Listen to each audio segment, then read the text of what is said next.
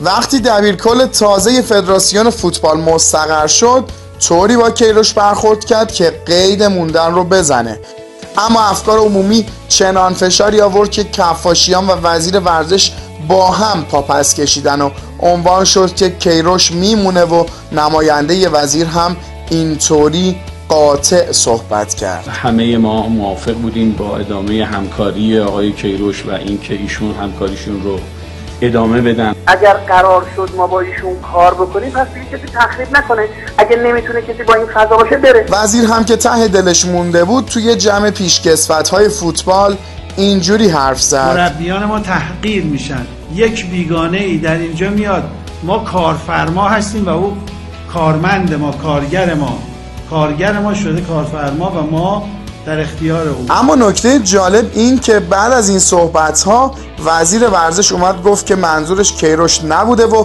از اون طرف هم کفاشیان گفت ما نمیخواستیم با کیروش ادامه بدیم و حسنی خون نماینده وزارت ورزش اصرار به موندن کیروش داشت.